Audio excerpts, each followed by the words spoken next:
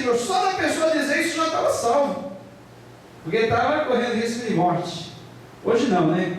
A gente ouve da boca de qualquer um: Jesus é Senhor. Ah, Jesus é Senhor. Mas realmente a pessoa, poucos são os que meditam nisso. O que quer dizer Jesus é o Senhor para mim? Jesus é dono meu. Ele é dono absoluto de tudo que há em mim, de tudo que eu tenho, de tudo que eu sou.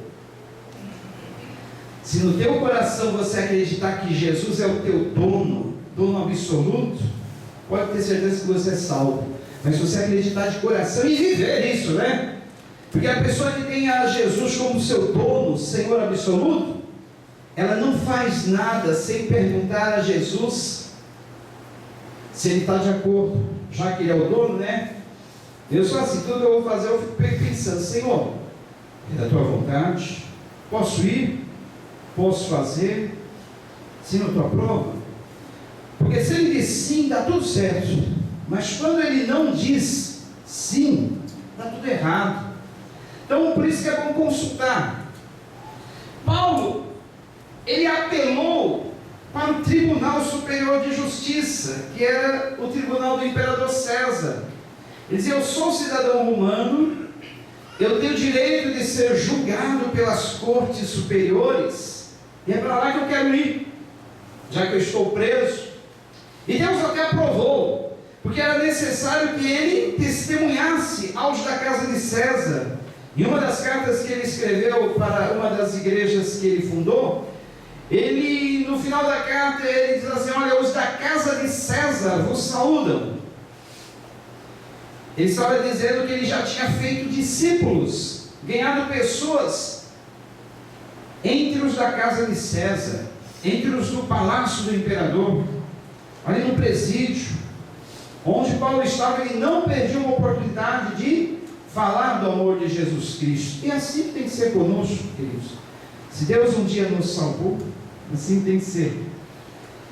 Essa semana foi a apresentação do meu TCC na faculdade. Depois eu falo um pouquinho mais sobre isso.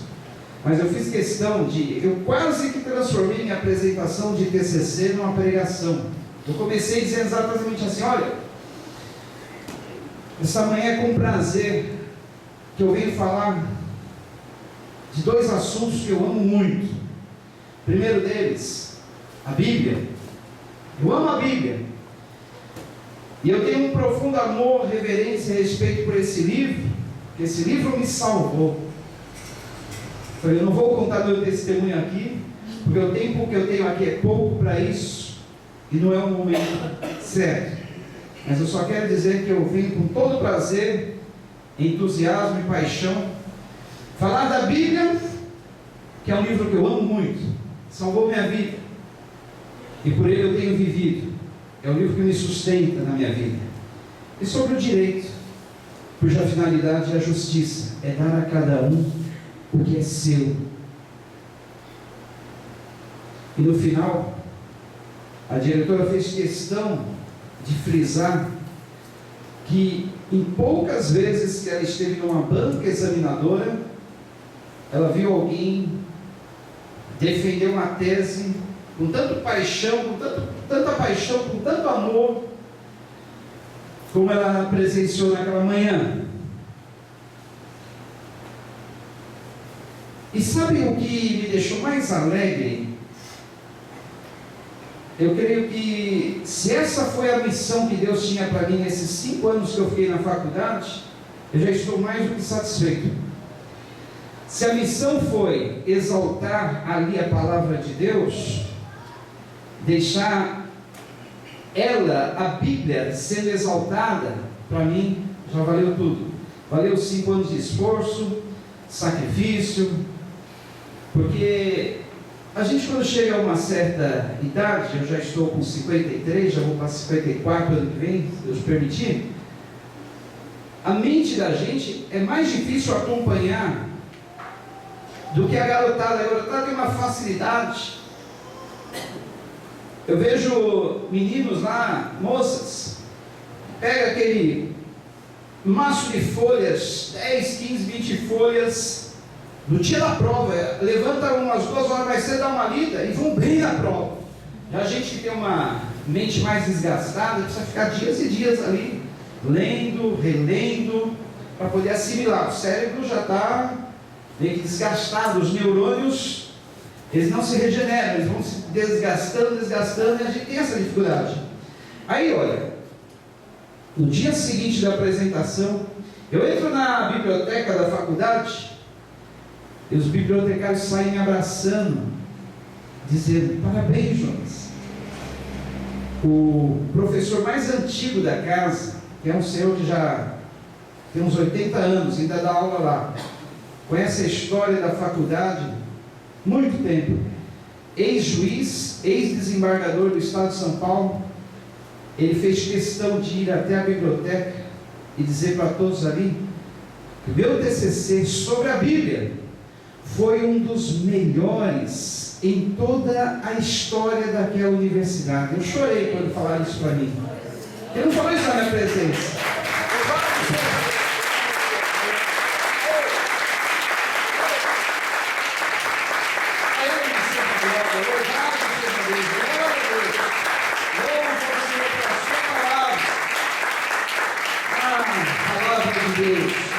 Ela merece essa exaltação. Foi a Bíblia que foi exaltada. Eu chorei porque a Bíblia foi exaltada. Numa faculdade que, apesar de ser católica, a Bíblia é esquecida. Não existe ali nenhuma matéria falando sobre as leis do Antigo Testamento como base do direito, a lei de Moisés como influenciando o direito do mundo. Não existe nada, nenhuma matéria de história do direito fala isso. Eu deixei ali provado que realmente a Bíblia é uma fonte de direito. A Bíblia, as leis da Bíblia influenciaram o direito do mundo inteiro, do nosso mundo ocidental e de muitos países do mundo, porque ela é base. As leis da Bíblia são protótipos. Protótipo é um modelo de legislação para o mundo. E olha que minha família estava lá acompanhando, eles fizeram muitas perguntas e eles saíram convencidos. Olha, Jonas, nós vamos te dar 10, a nota máxima. Nós queremos que o seu trabalho seja encadernado, com capa dura, letras douradas, e fique arquivado para sempre na biblioteca da faculdade. Eu saí emocionado. Deus sabe, o tempo que eu venho me dedicando a esse trabalho, comecei a pensar nesse trabalho nos primeiros anos da faculdade, e intensifiquei nesse ano agora, desde janeiro trabalhando, passei as férias da faculdade ali, em cima dos livros, para fazer o melhor, porque o padre que foi o meu orientador, ele confessou no dia que eu apresentei o trabalho, que a princípio, ele olhou para o tema que eu estava trazendo, ele pensou com ele mesmo: isso não vai dar certo. Isso não vai dar certo, né? Meus filhos que estavam lá viram, ele falou: eu apostava que esse trabalho do Jonas não ia dar certo, não ia dar em nada, que ele não ia conseguir provar nada, mas eu teimei e falei: mesmo assim eu vou orientar o meu aluno, vamos ver no que dá. Mas ele começou desacreditando totalmente. No final, ele estava já mais empolgado do que eu. Falou: Jonas, mas quanta coisa você está descobrindo na Bíblia, quanta maravilha. Olha, Jonas, eu estou empolgado com esse trabalho. Ele está para vir fazer uma visita aqui. Amém. Quero receber ele com todo amor, alegria. E ele falou assim: eu estou empolgado com esse trabalho, eu vou fazer de tudo para que você realmente consiga esse 10, para que seja publicado e fique registrado para sempre. E será se Deus quiser, será meu segundo livro. Eu vou colocar, Deus já até me deu o tema, o título. Não vai ser Bíblia, fonte do direito, mas vai ser Bíblia, fonte das fontes do direito. Lindo, hein? Não é a fonte dos direitos, mas é a fonte das fontes do direito. Bom, eu ia deixar para falar isso depois, mas acabei falando agora. Mas o que eu quis dizer é que quando nós exaltamos a palavra de Deus, ela nos exalta. Às vezes, isso aconteceu comigo, quando eu estava na minha adolescência, quase me afastando dos caminhos do Senhor, eu tinha vergonha de andar com esse livro. Eu não queria ser visto pelos colegas na rua andando com uma Bíblia. Tinha 12, 13 anos.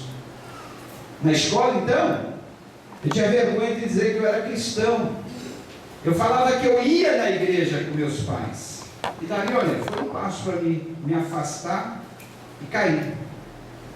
13, 14 anos eu estava me afastando da igreja. E eu que havia nascido na igreja, no meio de uma reunião de oração em casa, me afastei. Eu não honrei a palavra. Aí uma vez eu li: honra a palavra te honrará. Você pode não acreditar, achar que é conto da carochinha, mas eu já li, não uma vez, 2 ou 3, testemunho. Pessoas que foram salvas da morte, só pelo fato de carregar esse livro. Estava carregando a Bíblia aqui no pé e de repente tomou um tiro. E a bala não passou da metade das páginas do livro. Já viram histórias assim? Não é conto da carochinha, é verdade. Porque quando a pessoa honra a palavra de Deus, Deus faz questão de honrar a pessoa, honrar ela. Ela diz: não tenha vergonha da Bíblia. A Bíblia, as palavras que estão na Bíblia, são a razão de nós estarmos vivos, de nós termos força para sobreviver, forças para lutar, forças para ir adiante. Essa palavra que nos salvou e continua nos dando força. Não tem nada contra carregar a Bíblia no celular, andar com a Bíblia eletrônica. É bom, você pode abrir e consultar em qualquer lugar. Mas é bom trazermos ela, pelo menos quando viemos para a igreja, porque o celular nos distrai muito, né? Às vezes a gente abre para ler alguma coisa interessante, ou abre para ler a Bíblia, já abre aquele monte de janelas. É recado do WhatsApp que já aparece a carinha da pessoa ali na telinha, aparece os recados do Messenger, né? Eu tenho tudo isso, eu acho bom, é uma forma de comunicar com as pessoas, forma de nós estarmos antenados com o mundo, mas às vezes atrapalha quando a gente quer meditar. Os recados aparecem na tela ali automaticamente, aí você já fica curioso: o que será que essa pessoa está querendo dizer, está falando, o que está acontecendo, deixa eu ver, e aí nós já desviamos a atenção.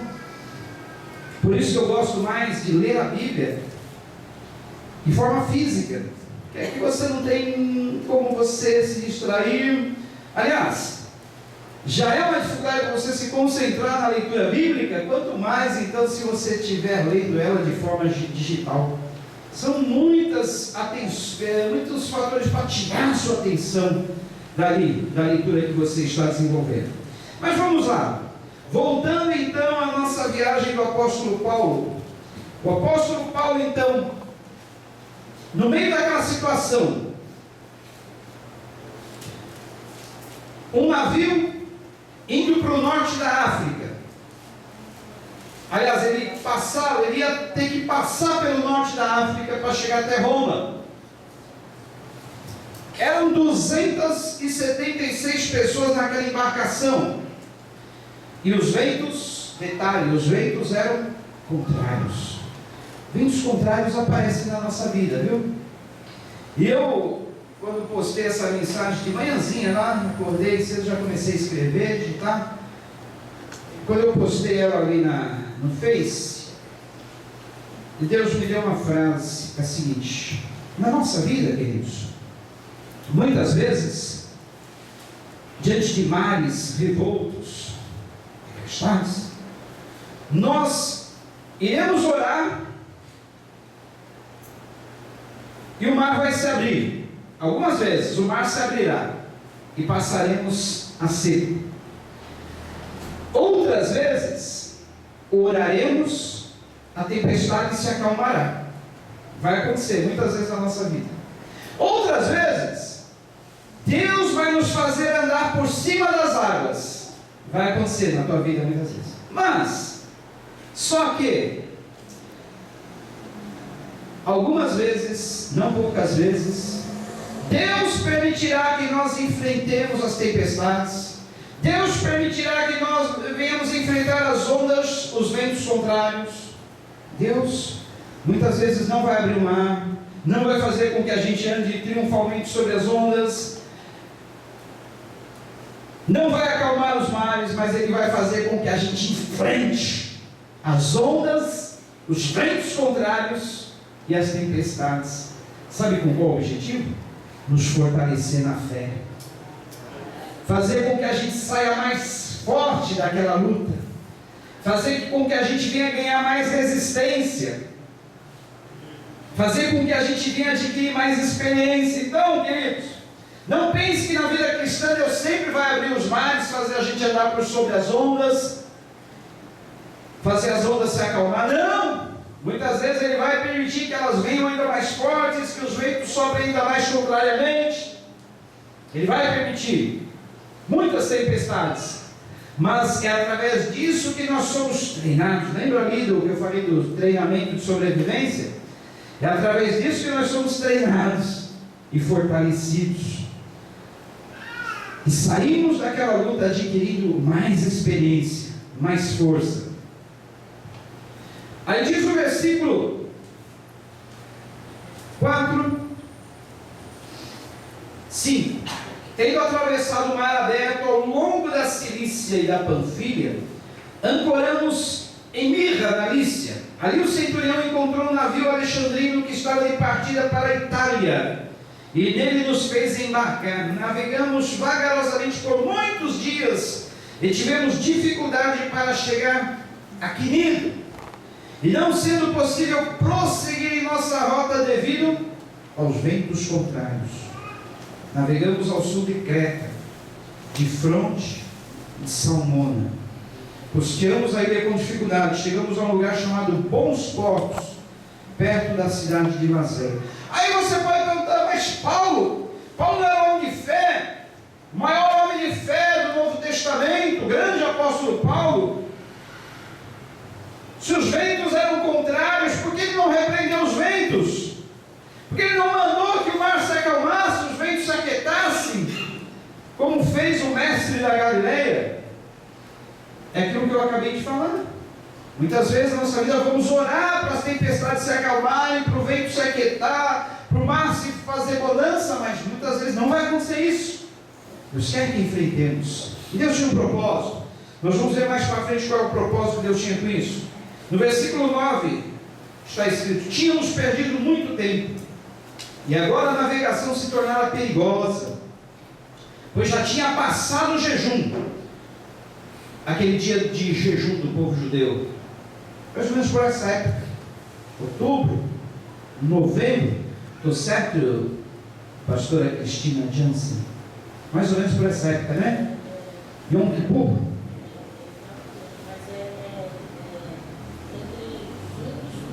Junho e julho, um pouquinho antes. Correto. Então já tinha passado essa época, então estava exatamente nessa segunda metade do ano, segundo semestre do ano, onde realmente o mar nessa região se torna muito difícil de ser navegado. Muito difícil. Mas mesmo assim, olha, Paulo os advertiu: senhores, vejo que a nossa viagem será desastrosa e acarretará grande prejuízo para o navio, para a carga e também para a nossa vida. Mas o centurião, em vez de ouvir o que Paulo falava, seguiu o conselho do piloto e do dono do navio, visto que o porto não era próprio para passar o inverno. A maioria decidiu que deveríamos continuar navegando, com a esperança de alcançar Fenícia e ali passar o inverno. Este era um porto de Creta que dava para o sudoeste e noroeste. Olha, Paulo ali, ele era um dos 276 tripulantes. O comandante do navio não quis nem dar ouvidos para Paulo. Paulo foi ignorado. Falou: olha, senhores, eu vejo que a viagem será um tanto tribulosa, com perigo para a carga e para as nossas vidas. Eu aconselho que a gente dê um tempo aqui, espere passar essa época para depois seguirmos viagem. Mas o comandante não deu ouvidos a Paulo, quis mais ouvir o imediato do navio, os outros que faziam parte da tripulação, e não quis dar ouvido para Paulo. Nossa vida é assim, né? Quantas vezes somos ignorados, pessoas não nos ouvem, acham que estamos falando demais, que não temos razão. Mas vejam o que vai acontecer depois. Preste atenção. Você vai ver que muitas vezes você é ignorado, ignorada, mas no final você é exaltado, e vão pedir conselho para você. É isso que aconteceu aqui, vamos ver. a partir do versículo 13, começa a falar sobre a tempestade. Começando a soprar suavemente o vento sul, eles pensaram que haviam obtido o que desejavam. Por isso levantaram âncoras e foram navegando ao longo da costa de Creta. Pouco tempo depois desencadeou-se da ilha um vento muito forte, chamado Nordeste. O navio foi arrastado pela tempestade sem poder resistir ao vento. E assim cessamos as manobras e ficamos à deriva, passando ao sul de uma pequena ilha chamada Clauda. Foi com dificuldade que conseguimos recolher o barco salva-vidas. Levantando, lançaram mão de todos os meios para reforçar o navio com cordas, e temendo que ele se encalhasse nos bancos de areia de Sirte, baixaram as velas, deixaram o navio à deriva. No dia seguinte, sendo violentamente castigados pela tempestade, começaram a lançar fora a carga. E no terceiro dia lançaram fora com as próprias mãos a armação do navio. E não aparecendo nem sol nem estrelas por muitos dias, e continuando a bater-se sobre nós grande tempestade, finalmente perdemos toda a esperança de salvamento. É assim que acontece conosco nas outras realidades. A gente perde toda a esperança. Já perdemos tudo. Bens materiais como aquele navio perdeu. O principal do navio é a carga. Já pensou um desses navios aí de contâneas, de carga, ter que jogar tudo no mar?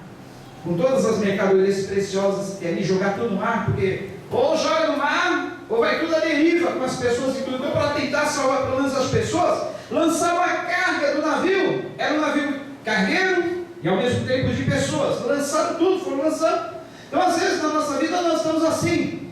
Já perdemos o material, é o de menos, mas aí corremos o risco, perdas sentimentais, perdas de pessoas, situações que possam causar danos físicos, emocionais, espirituais. E aí chegamos a um ponto de quase perder a esperança. Mas a nossa esperança é um item que não pode faltar. Dizem que o ser humano, ele consegue ficar até 40 dias sem se alimentar, uns 2 a 3 dias sem beber água, alguns minutos sem respirar, mas o homem não consegue passar 1 minuto sem esperança. Porque se ele passar um pouco de tempo sem esperança, ele morre. Pode até estar vivo, mas é um morto-vivo. É uma pessoa que, mesmo viva, está morta, não tem mais esperança. Então não perca a esperança. Dizem que a esperança é a última que morre, né?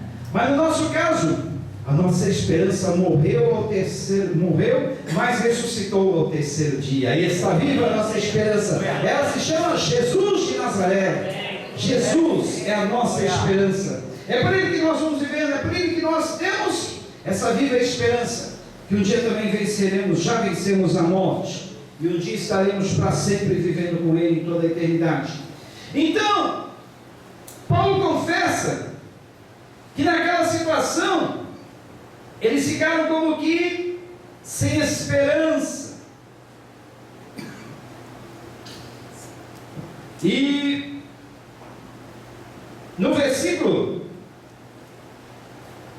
de número 33, diz que pouco antes do amanhecer, Paulo insistia a todos que se alimentassem, dizendo: hoje faz 14 dias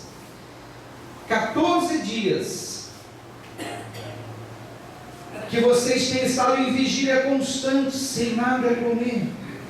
Agora eu os aconselho a comerem algo, pois só assim poderão sobreviver. Olha, preste atenção agora no que ele diz. Hoje nenhum de vocês perderá um fio de cabelo sequer. Tendo dito isso, tomou o pão e deu graças a Deus diante de todos.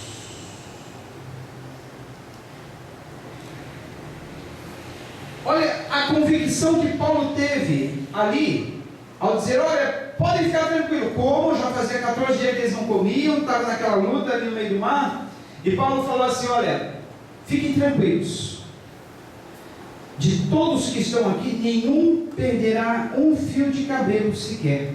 Sabe por que Paulo teve essa convicção? Voltando ali no versículo de número 21, diz assim, olha, visto que todos os homens tinham passado muito tempo sem comer, Paulo levantou-se diante deles e disse, os senhores deviam ter aceitado o meu conselho de não partir de Creta, pois assim